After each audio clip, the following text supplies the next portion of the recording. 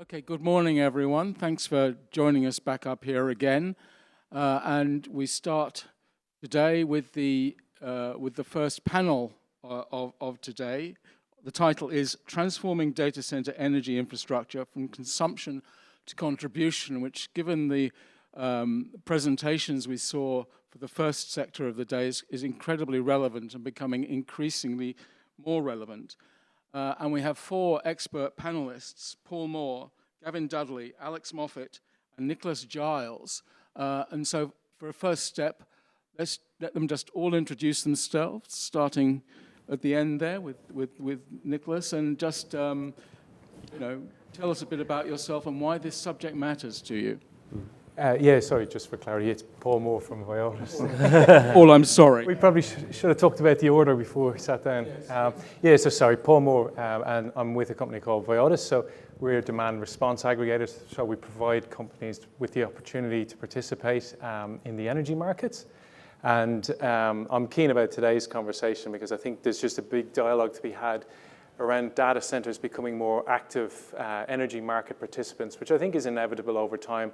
When you look at conditions in Australia at the moment where renewable energy is being curtailed and we're having large coal plants closed down. So it's about, how do we manage that going forward? So that's what I'm keen to talk about today. Thank you very much. Thank you. Thanks, Paul. Good morning. Nicholas Giles, or Nick Giles, I should say. I think only my mum calls me Nicholas. So work for Energy Australia, so manage a couple of teams there who look after our key account customers. So a lot of data centres would fall under that category. Obviously, data centres are going to have a massive impact on the energy grid and the energy transition over the next 5, 10, 15, 20 years. So it's a fascinating discussion around how data centres and AI impacts that and what opportunities exist for them to participate in the energy market. And I think there's a couple of things around flexibility and optimisation, and that's probably what I'm really keen to lean into today. Nick, thank you. Moving on to Gavin. Yes, Gavin Dudley. I'm the VP of Sales for Macquarie Data Centres. Data centres inherently have an interest in access to power, and we're watching with interest how the power grid transforms, and it's not just about the production of power, it's the cleanliness of the power, the spikes and troughs in the grid, as well as the transmission of power to get to where the power is needed. Is a very interesting challenge for all data centre operators. Arguably, Australia is less challenged than some other markets, but still a very, very challenging place for the Australian market. Gavin, thank you. And last but certainly not least, Alex, please. Thank you. So Alex Moffat, Head of Data Centre Advisory at Cushman & Wakefield. So we do everything from the land acquisition right through construction, valuation, through to the actual operations. So exposed to all the DD piece in terms of how to actually get into the grid, where is it going to be stable, and then how do you actually contribute to that and make the most out of the asset. So, yeah. Okay. Alex and all of you, thank you very, very much for that initial introduction. Just before we move on, could we have the second slide up, please? Lovely, thank you. Okay. The situation you've described, and we've heard about at some length this morning so far, one of the key words seems to be growth, increasing demand for power, and, if you like, a number of challenges that run off that situation. Just throw it open to the panel. I mean, what are the key challenges that the data center industry is now facing in relation to power? I'll kick it off. So look, the way that I've always looked at data centres is they've been an incredibly important demand centre for the energy grid. If you think about traditional baseload generators, coal-fired power stations, a data centre provides a lovely flat demand profile, and it has done for some time. It's bankrolled a lot of those assets for a long period of time. I think some of the challenges are as the energy grid transitions, and from some of the presentations this morning, AI-driven volatility and load shapes are probably a new concept. We're not going to have those flat profiles to manage anymore. But on the flip side, on the generation side, we're also not going to have the flat load profile of a coal-fired power station. They're getting replaced by more intermittent generation, and that brings its own challenges as well. That's probably where I see it from a high-level point of view. Okay, challenges really at every point of the process. Okay, Alex, please, you take up on this, please. Yeah, I think the challenges piece starts from the very beginning in terms of sourcing sites now that can even get to the 300 megawatt plus that we're sourcing on large scale. You know, the transmission infrastructure was never built to really be able to deal with this scale, and the terminal stations that exist already, some of those are close to capacity. They don't have another 300 or 400 meg just sitting idle. That was never the intention. So having to find new locations, and this concept of taking the data centres to the power rather than taking power to data centres, which is a complete change in terms of the mindset for sourcing sites going forward. Alex, thank you. Paul, please. Sure. Look, I might offer a slightly different perspective. I don't know if anyone can tell, but it's an Irish accent that you're hearing. So just, I guess, from a challenges point of view, Ireland is a little bit like the canary in the coal mine from my perspective. So Ireland has a very high penetration of renewable energy. Believe it or not, it's wind energy primarily in Ireland as opposed to solar. But Australia is quickly evolving down the same pathway. And at the same time, Ireland went through rapid growth in data centre adoption there. I would like to think that it was because we had an educated workforce and ideal conditions to build a data centre. I'm told it had something to do with favourable tax conditions as well, but let's not cover that today. But what it's led to is data centres are now making over 20% of the demand on the Irish grid. And it's led to things where the operators have to step in and take control of the matter. So to give you a couple of examples of that, a couple of years back, a moratorium was introduced in the Greater Dublin area where you simply can't get a connection agreement, and that moratorium is going to be in place until 2028 when it'll be reviewed again. Outside of the Greater Dublin area, you're into connection agreements that include imposed flexibility upon the data centre, particularly to avoid peak periods to support the grid and so forth. So I think it's incumbent on the Australia data centre industry to kind of take the front foot and look at flexibility and look at how data centres can participate and support the grid in that move towards renewable energy before the grid operators have to step in and almost determine how that should happen. The other big challenge and lesson learned, and I know it's close to your heart, Gavin, out of the Irish context, was because of the build-out to facilitate such big data centres, it's a very capital-intensive thing from a transmission network and distribution network point of view.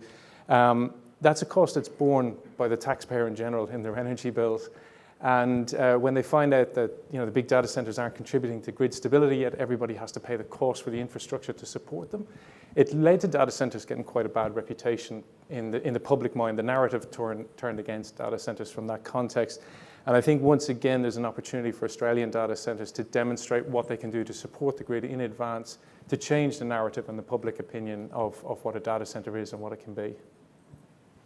Okay, that's great. Thank you. And Gavin, you were mentioned a couple of times, please. Yes, yes. Look, I've got to. I think I'd start by saying the electricity grid was designed around a few points where electricity is produced, and then distributed in a very even way across the grid without any big demand points, to your point earlier, Alex. What we'll see as we go forward is these key demand points, but also to support the growth of renewable energy, we have new transmission places.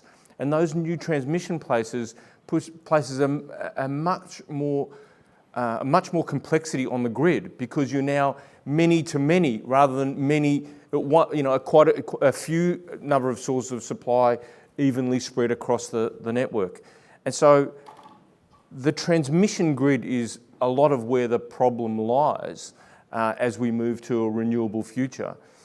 And data centres, and I know data centres cop a lot of flack, but actually data centres and the production of a data centre often funds a grid operator to be able to move forward more quickly with upgrading the transmission lines in a given area, and actually allows a given area to have access to power more quickly because of the base power load and because they commit to a certain amount of electricity consumption over a given period. So data centres can be absolutely a source of good for grid stability and also grid funding and growth of the grid infrastructure.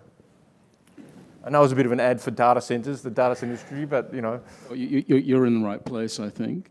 Nick, sorry, just one more for me. So on that, I come back to the point around data centres providing a really important demand centre that can support infrastructure, and that's across generation, that's across renewable assets, that's across transmission, as Gavin said. They can provide grid stability. There's all these sort of things that where data centres can provide such an important part of the transition. I think we're at past the point of past the tipping point with the energy transition now, and we've got to the point where we've got to embrace it. And I think as an industry, the data centre industry has a unique opportunity to participate in it because of the growth that we're forecasting. It's a really important aspect of the energy transition for sure. I think an interesting thing to underscore that growth is AEMO, the Australian Energy Market Operator, launched their Electricity Statement of Opportunities report the other day, and 2024 marks the first time that data centres has made it into the large industrial load category within that document, which I think is a really interesting development sign of the time. So typically mining and manufacturing make up the bulk of what's an LIL, large industrial load. But data centres are now included in there. They're talking about 10 terawatt hours of additional capacity coming in by 2033, I think, which is phenomenal growth. Yeah. All right, we've focused a bit on the advantages for the whole system, the grid. Can we talk about the data centre from the data centre perspective now? And Gavin, maybe you could start us off on this. What's in it for the data centre? You know, you're stabilising the grid. You're, providing. Clearly, data centres want to service their clients. Now, their clients are often large cloud providers, and all of the providers that we all now use every day. I bet there's no one in this room doesn't have a smartphone in their pocket that in some way points to some cloud service somewhere. So what's of benefit for the data centres is having a good relationship with those grid providers and the generators and giving them clear forecasting around where their demand's coming so that you can work together and have the power available at a time when the data centre is likely to have that load. So that's what's in it for the data centres, is to work closely with the generation and lines people. Other benefits from the data centre perspective, Paul? Yeah, look, I think, again, coming back to the data centre as a good citizen, I think in terms of customers, if you look at the end user and what they want, without knowing it, we've got a younger age group, and I can't believe I'm saying that, I'm now part of the older age group, who, ChatGPT on their phones, they might have 4 or 5 different Netflix shows. In my house, we've got 3 or 4 different TVs, and they've all got Netflix running at the same time. So we're putting huge pressure on the grid, but that younger generation is also very, very conscious of future sustainability and what we're doing around climate change and so forth. And I think when they eventually put 2 and 2 together, that watching all those Netflix shows actually impacts climate change, and that's not abundantly clear in many cases. I think that consumer is going to want to see that sustainability message and understand, and they're going to select data center providers in jurisdictions that are greener, that are doing more for climate sustainability, because they're making those kind of choices in other product groups at the moment. And I think it's only a matter of time before they do the same in terms of data center services as well. Nick, your view, what's in it for the data centre? I might take a different tact and say that it's probably going to lower your cost base. I think it's pretty blunt, but from that point of view, if you're working with power operators or transmission or government or whoever else it may be, and you're building business cases together, then you're going to lower the cost base for your electricity supply, which is, I'm going to guess, going to be your main cost base out of 9 times out of 10 for a data centre. The other one that we saw in one of the other presentations earlier was around power outages being the main concern, I guess, in terms of outages across a broad spectrum of things. And that reliability piece is super important, and how data centres interact with the market and their ability to provide stability services, or things like FCAS services or demand response and those sort of opportunities. That's going to prolong, I guess, that reliability piece and guarantee your supplier as a data centre. I think sorry, go ahead. Go. Can I add something there? Probably not everyone in the room is super familiar with the grid and the way renewables interact with the grid. I think it's an important information point is that as we move to more renewables, particularly solar and wind, that doesn't produce power at the same consistent rate that, say, an old coal-powered fire station does. And so it generates peaks and troughs of power in the grid, and that is a challenge to electrical providers and grid operators and generators. And so what you talked about there with demand response was data centres making a quick response to grid movements. That then enables more renewables to be added to the grid. So without that grid response, it makes it very hard for more. So you know, to the point about data centres being a force for good, there's an opportunity for data centres to be a force for good, because by helping the stability of the grid, we can then introduce more renewables to the grid. I just want to I know we talked around it, I wanted to make it really explicit what we were referring to. Sorry. No. Alex, please, your thoughts here. Yeah, I think Paul will probably talk to it as well, but it is this reliability piece, and it's twofold. One is not having to rely on your own generation to keep the data centre running, but also the micro-balancing, this stabilisation piece that you can, in one way, just assist the grid in terms of keeping it operating, but the underwrite piece to the rest of the grid infrastructure, you're enabling upgrades to hardware that may be 50, 60 years old. So there is some real community good being done in these upgrades.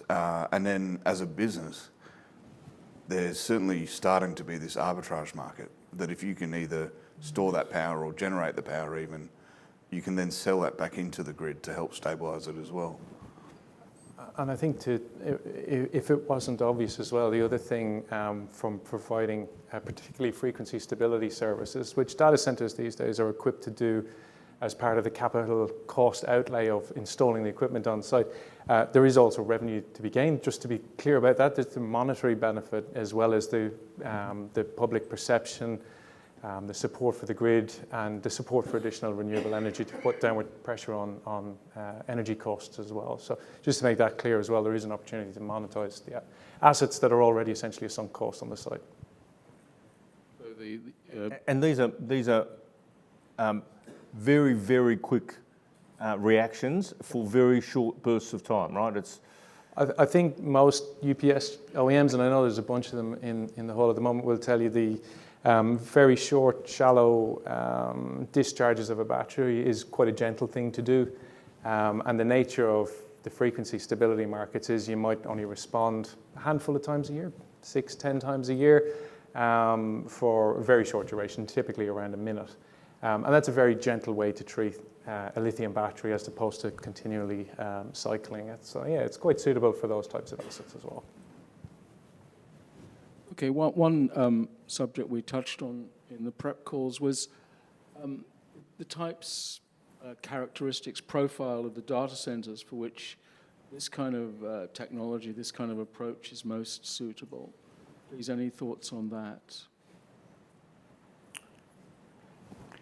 Look, it's one of those things. It's the ability to participate in things like demand response or participate in the energy market is up to the provider. It's going to be look, I always say flexibility is king, and your ability to participate in these markets is ultimately going to lower your cost base through additional revenue streams, as well as supporting the grid. So I think there's an economic piece to it, and there's also a sustainability piece. So there's an economic piece for the data centres. There's a benefit to the grid. Is that, as a provider of electricity services, Do you see this favourably? I mean, generally, does your part of the market see this as favourably? Yeah, absolutely. So we're always looking to engage with partners who have sustainability agendas and who commit to decarbonising the economy, either through access to renewable energy or energy efficiency schemes, or reducing scope 1, 2 and 3 emissions on their own back. It is a really increasing part of our industry in terms of finding those sustainable partners and working with them to access renewable assets. What we found in the renewable space and sort of power purchase agreements, so renewable offtakes from things like wind farms and solar farms and those sorts of things, is that having a partner who has key sustainability goals is a really advantageous thing when seeking finance, when seeking to run a partnership that takes an offtake together. It's something that I think in the economy and consumers are increasingly looking at. We see it a lot probably in the FMCG type businesses, that consumers have a certain set of expectations, and I expect that to flow through the rest of the economy. Okay, we've covered if you like, why grid interaction and demand response may be a good idea certainly for some data centres. Can we move on now to the how question? How do you make it happen? What are the steps, if you like? I think, look, if I could maybe, before getting to the how, is maybe also look at splitting the types of demand response into two different categories. So I'd define frequency response more as a power response, so very short duration. And that really means that, when you think of demand response, a lot of people immediately think, oh, we're going to shed load. In a response like that, because it's a UPS-driven type response, there's actually no load shedding involved in doing that. So you're not actually changing the operating profile of the data center at all to do it. You're leveraging an asset that's already on site to do it. The second category is the more traditional demand response, where you're looking at a peak event or very hot summer's day, that sort of thing, and you're trying to avoid consuming power at critical periods. In that sense, then you're looking at data centers that I think data centers are going to have to start looking at the various workloads that they're doing. Not all workloads are actually real-time workloads. A lot of workloads that data centers handle are batch-based processes. They're delay-tolerant type processes, and with those type of applications, financial report generation or something, as long as it's done by 5 o'clock on Friday, it's okay. If the data center can use those sort of things as flex, then full energy market participation becomes a reality. Nick and I were chatting earlier. I'm not 100% convinced that the actual market side structures at the moment 100% facilitate that. But obviously the NEM itself, the National Electricity Market, is going through a reform piece at the moment. So, conditions could be more favourable to do that type of response as well. But I just thought it's worth setting the scene to sort of start thinking about two different approaches to demand response, because they are very different in terms of their impact on the data center and how you go about doing it. So that's probably enough for me. I think there's that piece as well around, there's storage, but then there's generation. So storage, exists in most of the existing data centers now, and we have these short spikes that they can help to manage. At the moment, the generation piece is only a backup. It's a diesel generator, and the idea of using diesel generators to generate power into the grid, is fairly counterintuitive to what we're trying to achieve. But as they move to, green hydrogen and some of that generation being viewed as green and renewable, you actually have the ability for the data centers to start to become a generator, at least at peak periods, into the grid. We're starting to see it already with green hydrogen generators replacing some of the diesel generators. Certainly some projects that are proposed at the moment, having gas peaking turbines on site of the data centre itself. If you're talking a 300 megawatt data centre, you can actually justify building your own power plant as a peaking generator and feed not only the data centre but the entire grid, for hundreds of kilometres around. Yeah, I agree. I think the data center of the future is going to be something of a microgrid. So where there's behind-the-meter storage in a much bigger capacity than, say, a UPS, but we're talking BESS systems, battery energy storage, like what we see on utility scale at the moment. But because data centers are growing to such a scale, that type of scale of storage can sit behind the meter as well. And together with then, I know Energy Australia offer it, like matching PPA type contracts to match the wind and solar.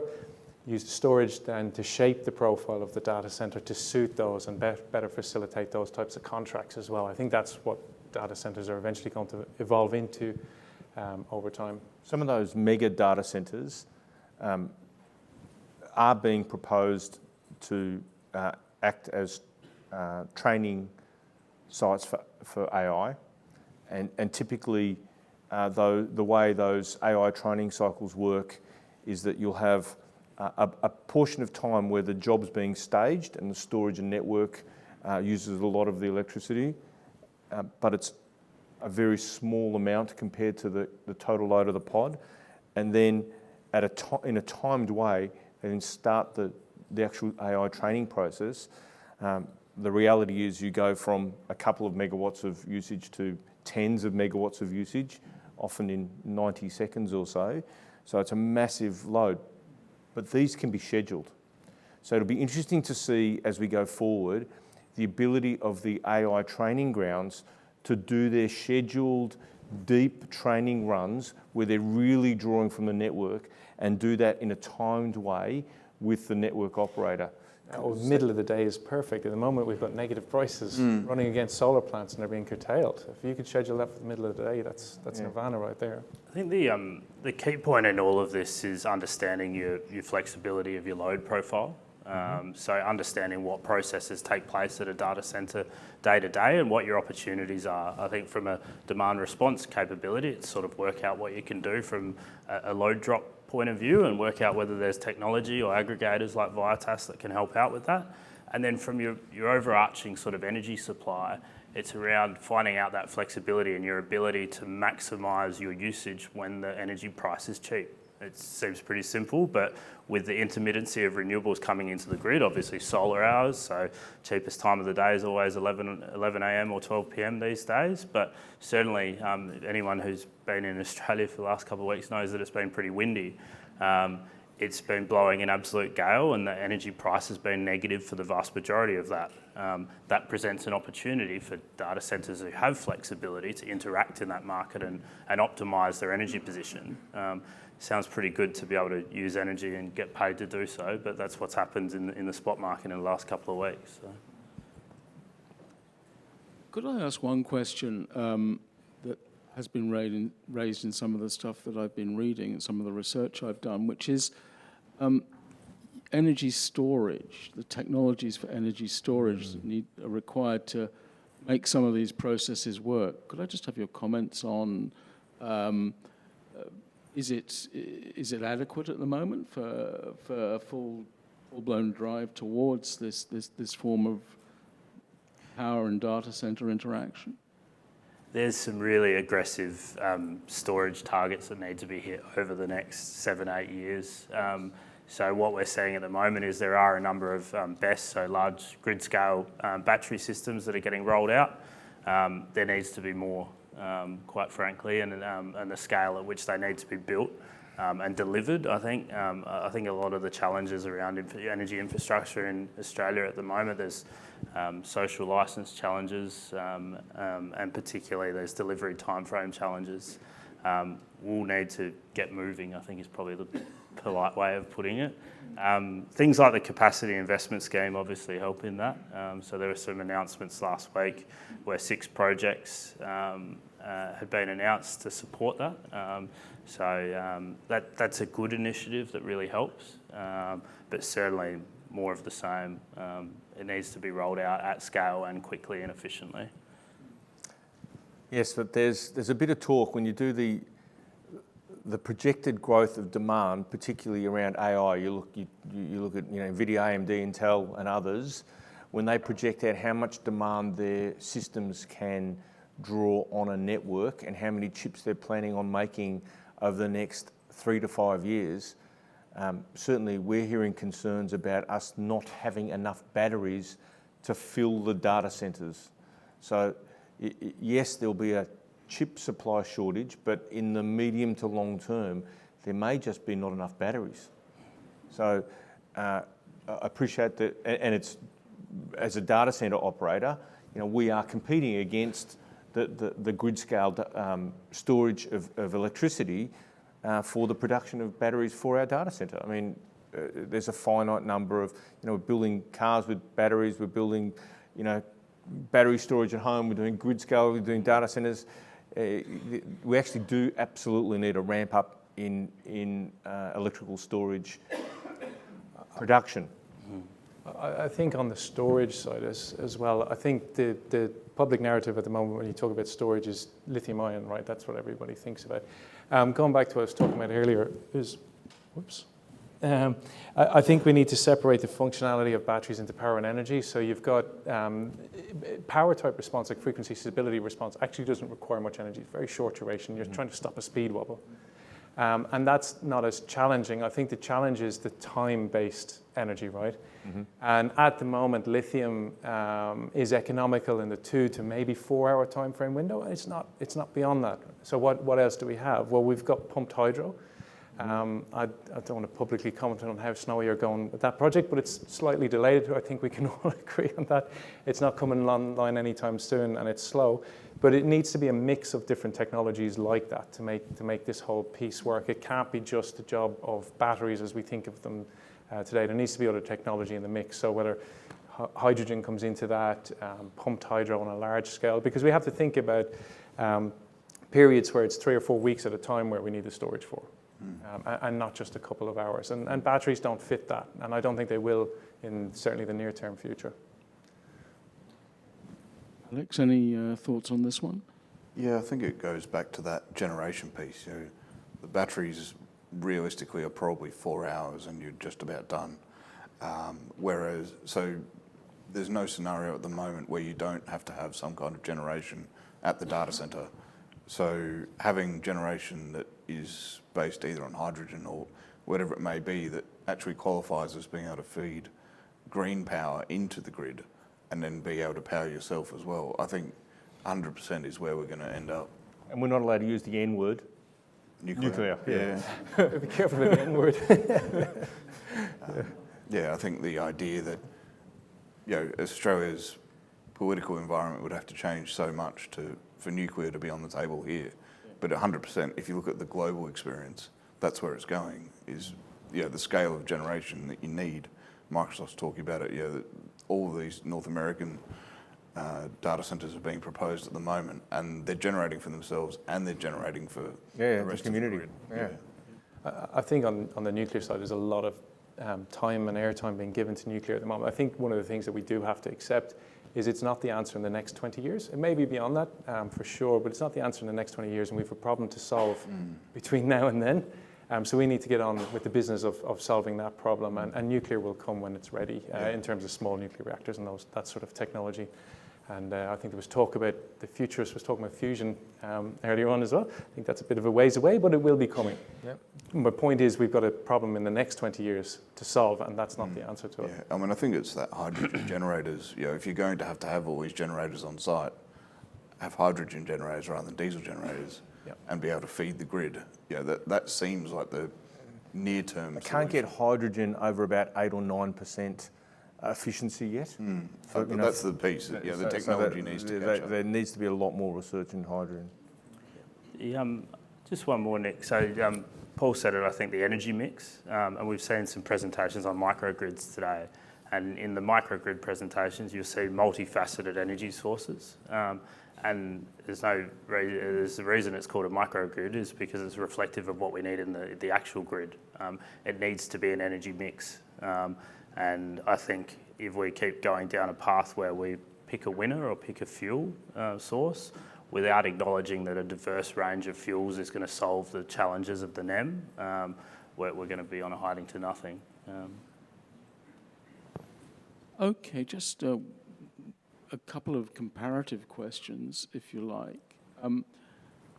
We've talked about Australia and we've talked about other nations. Paul, a lot of your experience, you say, it comes from Ireland. Where does Australia sit globally in terms of our progress on grid scale, if you want to call it that? Where do we sit? We in advance? That's or- your question, Yeah, Nick. it depends who you ask. You ask an energy retailer or you ask a politician, you'll probably get two different answers.